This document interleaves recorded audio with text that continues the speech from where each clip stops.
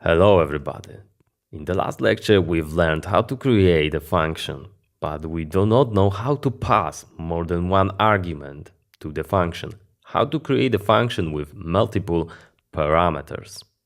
Before we do that, imagine a problem like that. We want to count the area of the rectangle. How to count the area of the rectangle? Well, we need the size of both sides of the rectangle, right? So side 1 and side 2. And we just need to multiply side 1 by side 2, and this is gonna give us as a result the area of the rectangle. So we need two parameters in the function that is gonna count the area of the rectangle. Okay, so let's define it. Define, then the name of the function. Name of the function should be self-descriptive. So I think we should call it area rectangle, right? After that, we open the parentheses, close the parentheses, and then add the colon.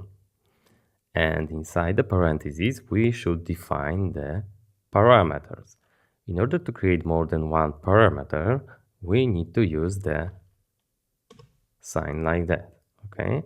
So here we're gonna type side 1 and then side 2. If you wanted to have more than one parameter, we will just add another sign like that and as many as you want. But well, we need only two sides to count the area of rectangle, so we're gonna leave it like that.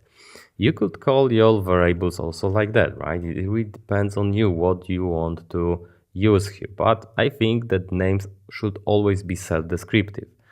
In case of math operations like that you can easily use A and B, because well, normally when you learn math, you call the side of the rectangle A and the second side of the rectangle B. That's the common thing to do, right? So maybe A and B is good idea too in that case, but we'll use the side 1 and side 2. So now we need to count somehow the area of rectangle. So we need to multiply the side 1 by side 2, right?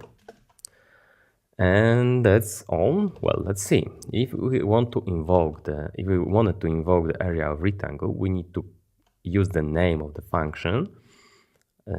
So area of rectangle, and then we need to send the arguments. So for example, 2 and 8. So from here, we jump here, we assign to side 1 2, to side 2 8, and then we multiply 2 by 8 and it's equal to 16. But when we run the module, you will notice that as the result we have nothing. Why? Because, well, we multiplied these values and we did it properly, and the result is 16, but it would look like that. So that 16 is just like in the space, right? It was not assigned to anything, it was not returned, it was not printed, it's just like that here. So if you want to show it, we need to, for example, print it. There are other ways to show it, but we'll talk about it in the next lecture. So we can print, run the module, and as you can see now we have as a result 16.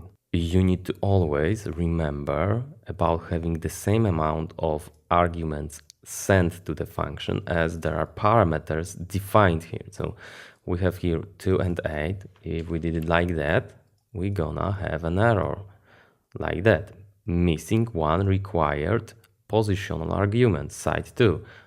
He's expecting us to send second argument, which is not here, so we've got an error, right? So always the same amount of argument as parameters,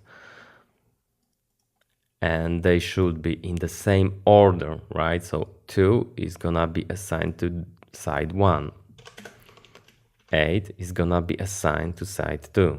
In the same order the arguments are passed, they are assigned.